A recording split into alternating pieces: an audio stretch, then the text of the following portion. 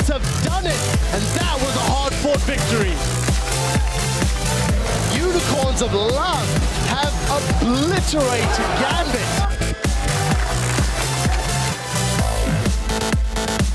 Here's the engage. Horror's gone over the wall. Red got it. Secures it. SK has Dragon number 5. Froggen gonna get played in. Whoa! So much. Wait a minute. He manages to get power of Evil. Bridle, flash, play, death sentence. Terrain over. Bromacia. Let's take down some inhibitors. GG. Fnatic is 2-0.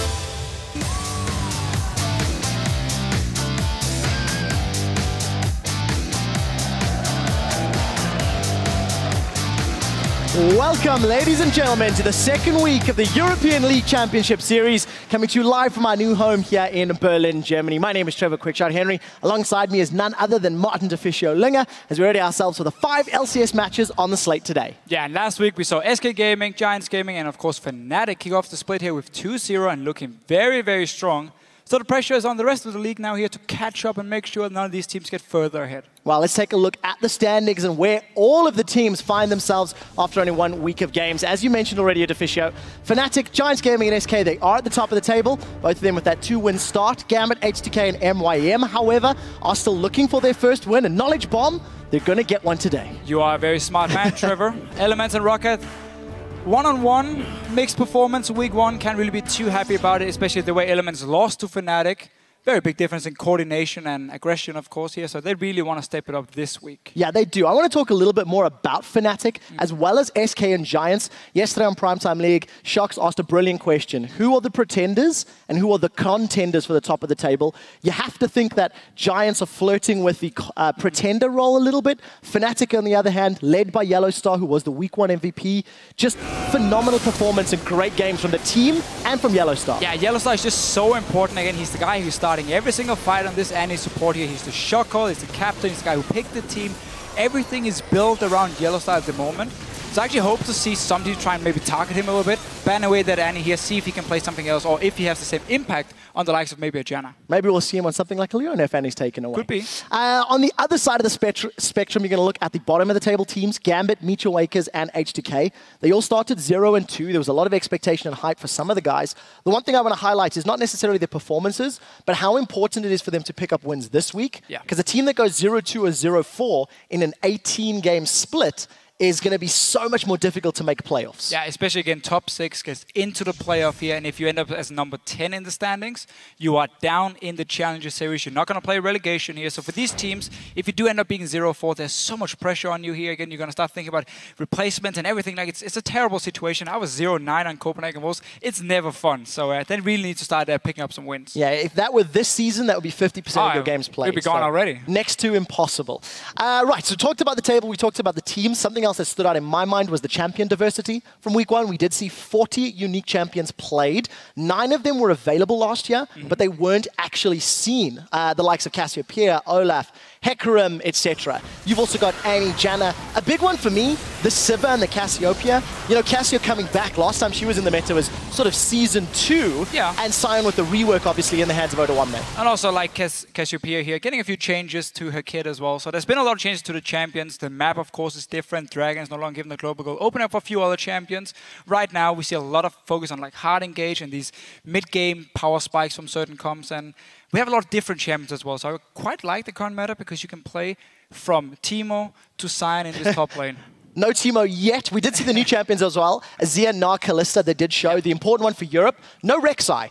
10 games, 10 bans. We did see him pop up in North America, but not the jungle revolution we were hoping for. No, well, at least in Europe, they still consider it to be the most OP jungle there is. And we saw also in NA, even though she had kind of mixed success, he only won 1 game.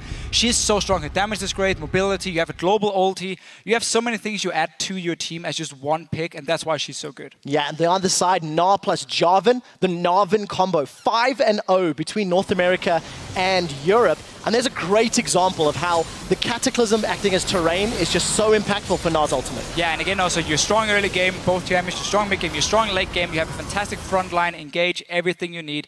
Those two together should never happen. You have to either ban one of them or take it away. Yeah, 5-0. We'll see if the teams have learned to take them away today. Talking about today, let's take a look at the schedule, because as we said earlier, we can safely say that either H2K or Meet Your Makers will be picking up a win, because they square off against each other in our first match of the day. Then the 1-1 Unicorns of Love will face the undefeated Giants in what I think is going to be a battle that'll give us a taste of who's going to control the middle part of the table. Yeah, for sure. And after that, of course, we have Fnatic, who came flying out of the gates last week, 2-0, looked fantastic. They take on Rocket, a team we still have fairly high expectations for here and actually expect to be one of the top teams this year. Yeah, they definitely need to improve upon their performance from last week. Let's take a look at some of the players who we'll be looking at as shoutcasters, and we think you guys at home should also keep in mind. We're going to start with Fnatic's new jungler, Reignover. He got himself a 66% kill participation, 21 assists over the 2 games, and really just very aggressive, very dominant, in your face. His Olaf and his Rengar really impressed last week. Yeah, and he's also the guy translating for Huni up in the top lane here. His English is great, and he's just been a great addition to the team. And I'm talking about another Korean who sadly does not really have the best situation in terms of communication. Is Rio for H2K. It's not working out so far for him in Europe. His mechanics are still great. We see him, do fairly well in the one-on-one, but he doesn't really add anything to the team game here. And H2K is 0-2 already. Gotta find a way to make Rio work. Yeah, we'll have to see if he can get rolling. Somebody who got rolling last week, both games played on Jax, was Werlib, top laner for Giants. He was given basically a freebie in both of the games he was played. I want to see if he can maintain control and maintain the level of performance when teams are not going to give him that much freedom. Unicorns of Love, I think they're going to look to shut him down, either take the Jax away or camp it. They should at least make sure he doesn't have the same kind of impact we have seen beforehand. Now, next player to watch, Freeze. Coming in here as a new AD carry for Copenhagen, was replacing Woolite. He was actually the shining light for them in the first week. He looked very good on Kalista and on Draven, of course, getting these 600 stacks, completely insane numbers. I want to see if he can keep it up, because there might be a lot more focus on him and Unlimited here early on. Yeah, definitely going to be the case. And of course, one last player to look at will be another AD carry, Forgiven. 0 deaths, a 450 GPM over 2 games. Those are some scary good numbers. Yeah, the carry SK Gaming desperately needed last year. Question is if they deserve it. Ooh, we will find out, I guess, if SK can keep that performance up. Contender or pretender? I'm going to use that line because it was a brilliant one. Contender. Right, of course, keep an eye on the standings to track those roster changes or to scan the schedule for the big matches over the course of the entire spring split. Head over to lolesports.com. And of course, if you haven't already checked out the Fantasy LCS page, you should go do it now, because you still have time to draft and put together your dream team, or if you're very unlucky, a terrible team that doesn't give you any points. And speaking of terrible teams, Trevor, that's a bit loaded. How did it go in week 1? That's a bit loaded. I prefer to ignore. I'd lost really badly, so we'll move on. And we are going to take a closer look at today's game. So let's send it over to the analyst desk where Shucks is standing.